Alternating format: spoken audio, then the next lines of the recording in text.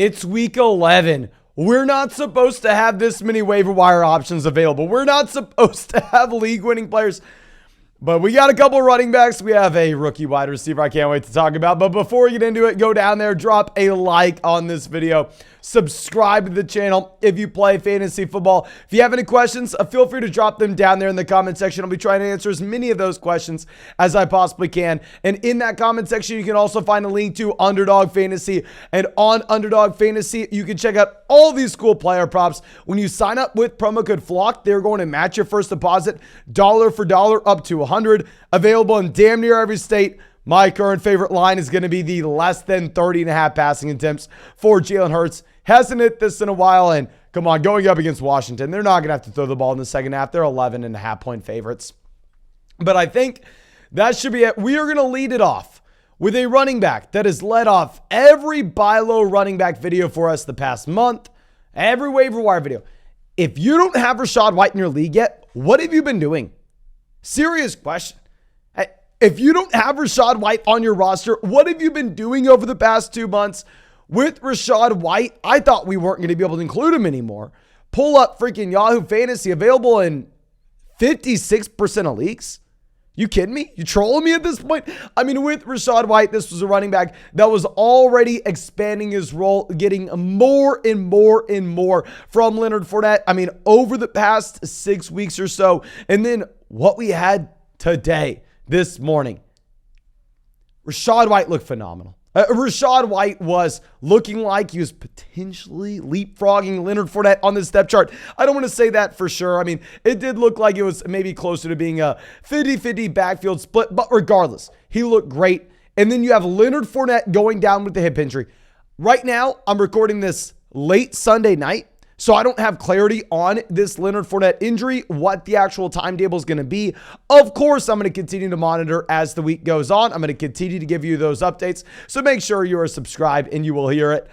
But when it comes to White, regardless of the health of Leonard Fournette, he needs to be someone you put on your roster. I think in games where Leonard Fournette misses going forward, Rashard White is a low-end RB1, high-end RB2 in fantasy. The man this past week, 22 carries, 105 rushing yards. We saw back in college that he was an elite passing down running back. We know that Brady's going to check the ball down often. There should be passing volume here. I think you can be very excited for the reasons we've been talking about for God knows how long now. Now, maybe the most surprising thing that we've seen this weekend, Elijah Mitchell out touching Christian McCaffrey. What the hell is going on? Elijah Mitchell goes through 18 carries, 89 rushing yards. I mean, compared to CMC, 14 carries, 38 rushing yards. Now, of course, Christian McCaffrey's getting involved more as a pass catcher. And if you look at the underlying snaps here, yeah, Christian McCaffrey does play well ahead of Elijah Mitchell. McCaffrey plays 47 snaps, but Elijah Mitchell plays 24. But we've seen this from Kyle Shanahan. I thought Shanahan was going to change his ways. Excuse me for thinking that Christian McCaffrey was a special player, that Christian McCaffrey was going to break the mold of the fact that the Kyle Shanahan tree has used a running back by committee approach for God knows how long now. And it looks like Elijah Mitchell is going to be having that consistent workload going forward. Now, please don't expect Elijah Mitchell to be out touching Christian McCaffrey from now on. I think it was maybe a little bit at the end of this game. I mean, you just naturally having Elijah Mitchell out there more in the field when they're just running the ball down, draining the clock, when the Chargers aren't really in the contest. Because, of course, why would you put Christian McCaffrey out there in that context? I think worst case scenario, this is what we said coming into the week. I said worst case scenario coming into the week, Elijah Mitchell was a premium handcuff running back, someone similar to Alexander Madison. I think he's going to be a little bit more than that for now. I can't rank him as a top 24 running back. Of course, I'm not going to be able to do so. But I think that he will be a marginal low-end RB2 or a flex play for you if you have struggles during the bye weeks, or if, hell, I mean, maybe you have another running back going down like Leonard Fournette. You can go ahead and pick up Elijah Mitchell. He will get you guaranteed touches. But obviously, a lot of the value comes where if CMC were to go down, then Elijah Mitchell probably goes back to being that league-winning RB. Now, going over to Pittsburgh, Jaylen Warren had the rumors coming into the game that he was going to see an expanded role, that he was maybe going to be the starting running back here. And Jaylen Warren did see an expanded role. Now, just looking at the box score, you're really not going to see this. You had 20 carries from Najee Harris with 99 rushing yards. Now, with Jaylen Warren, I mean, hell, you had 9 carries at the same time. I mean, you had 3 receptions, 40 receiving yards. So it's not the worst thing in the world. I mean, that we were getting about 12 touches a game here.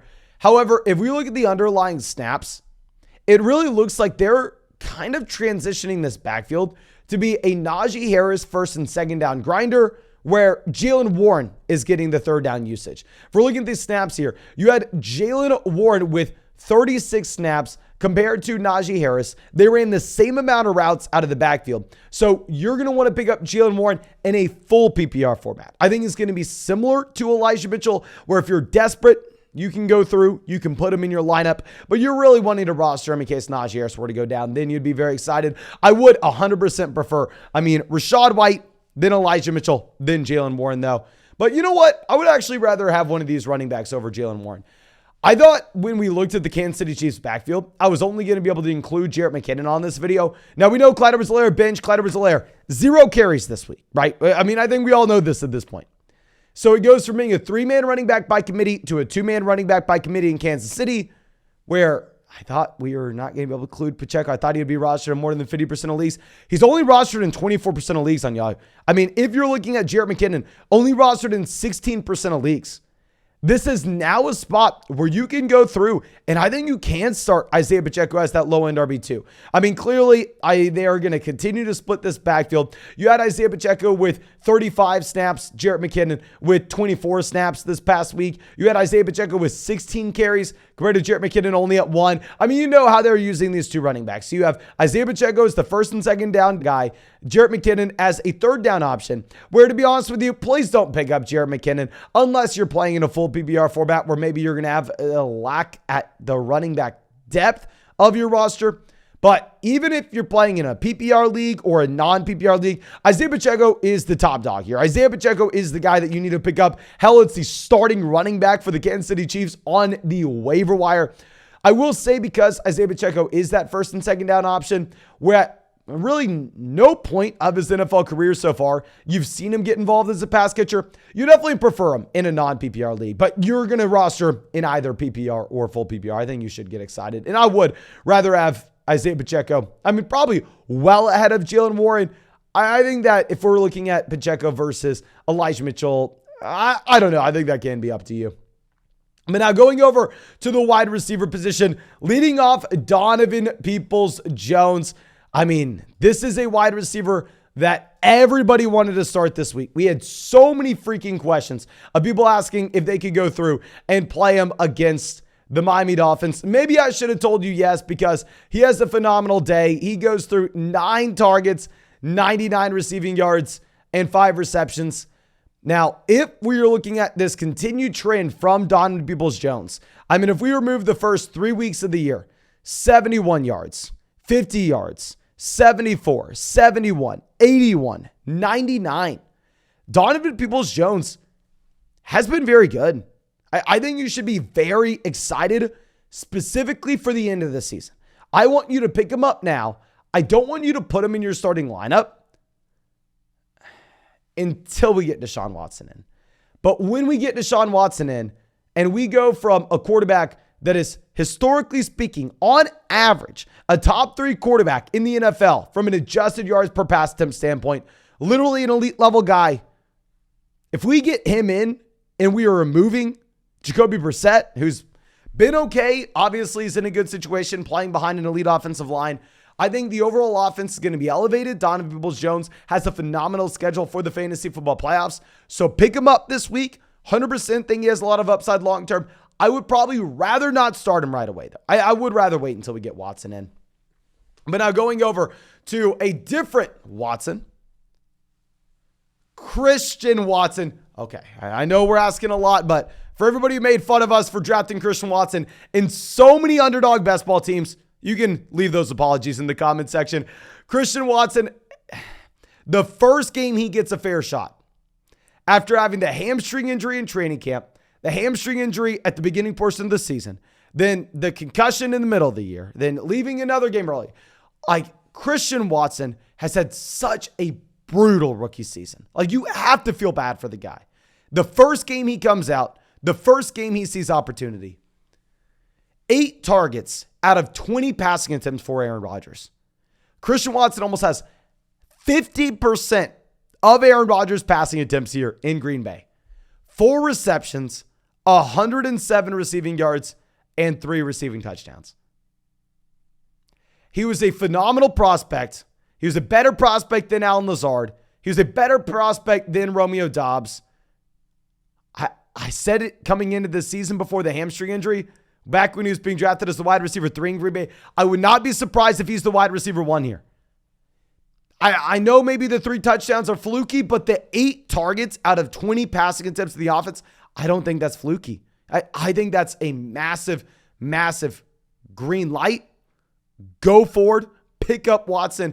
I don't think you should play him the first week is on your roster. I'd rather see another week before we put him in our starting lineup, but I do think he's a player that could be a league-winning option in the second half of the season. Now, going over to Kadarius Toney, I apologize. I did tell a lot of people not to start Kadarius Toney this week. 100% on me. We said he was going to be a very exciting option to watch. We were going to want to see what we had, and then we were going to potentially make a play with Kadarius Toney, rostered in 51% of leagues. So technically, we should not have him on this video. I'm going to do it anyway. And with Toney, good day. 4 receptions, 57 receiving yards, and the receiving touchdown. But a big thing is, if we look at the situation that we have in Kansas City, you're just having player after player get removed from this offense. We already talked about Clyde Edwards-Helaire, who was drawing targets, being removed. We had Mecole Hardman injured coming into the week. Mecole Hardman missing this game. Then you had Juju Smith-Schuster going down in the first half with what appeared to be a very serious injury. What's great is I believe he was able to get off the field himself. He was not having to get carted off. But with Kadarius Toney, it is now him, Marquez Valdes-Scantling, and Sky Moore. And Sky Moore at this point looks like someone that's just not going to get a shot. I mean, if this Chiefs coaching staff liked Sky Moore, they wouldn't have traded for Kadarius Toney in the first place. So I think Toney, 100% someone that needs to be on a roster. I know we try to keep it to players that are rostered in less than 50% of leagues, and Toney's rostered in 51%. So I apologize there. But I felt like we kind of had to bring him up because I told people not to play him this week, and I had to give you an apology.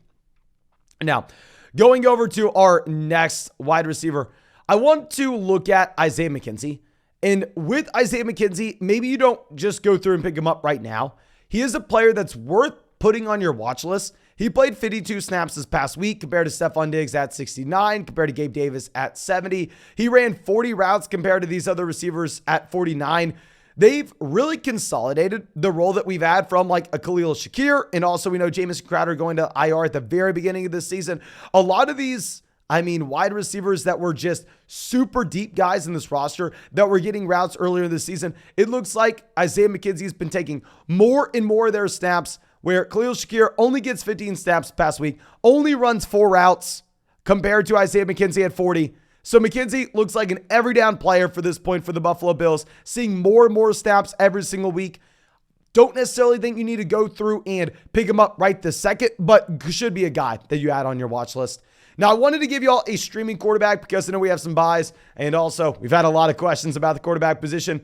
So if we were looking at a streaming quarterback, and quick side note, if Deshaun Watson's on your waiver wire, go pick him up. I assume that everybody's picked him up by now. We've only talked about him for God knows how long, but if you can't pick up Deshaun Watson and we're just looking for someone to play this week, I think the number one streaming option will be Daniel Jones. The reason for this is Daniel Jones, is a quarterback with almost 400 rushing yards on the season so far. You really like the rushing production. He's had 3 rushing touchdowns. What's not great regarding Daniel Jones is the fact that he's had 8 passing touchdowns. You don't like only having 8 passing touchdowns, but the beautiful thing about Jones outside of the coaching staff, outside of the rushing upside, is the matchup against the Detroit Lions. Now, I know that I am not athletic to say the least. I get it, but I feel like you throw me under center for the New York Giants this week, right? What? I throw for 300 passing yards, 2 passing touchdowns. Maybe I'll throw a pick. But still, this Lions defense is horrible. They just give up 1 million points to anybody who plays against them. If they have a competent quarterback, which I think Daniel Jones can be classified as a competent quarterback, at least with the rushing upside for fantasy, someone you have to start against the Detroit Lions. But I think that's all I got for you. Of course, thank you so much for checking out the video. If you enjoyed it, go down there, drop a like, subscribe to the channel if you play fantasy football. If you have any questions, feel free to drop them down there in that comment section. And of course, in that comment section, you can also find a link to Underdog Fantasy. If you go and sign up for Underdog Fantasy with promo code FLOCK, they're going to match your first deposit dollar for dollar up to 100. Available in damn near every state. I really like the Jalen Hurts less than 30.5 passing attempts. You can find that link in the description or in the comment section. But thank you again. I truly appreciate you. I really hope you had a great weekend. I hope you have a great start to your week. And I really hope I get to see you out in the live stream tonight.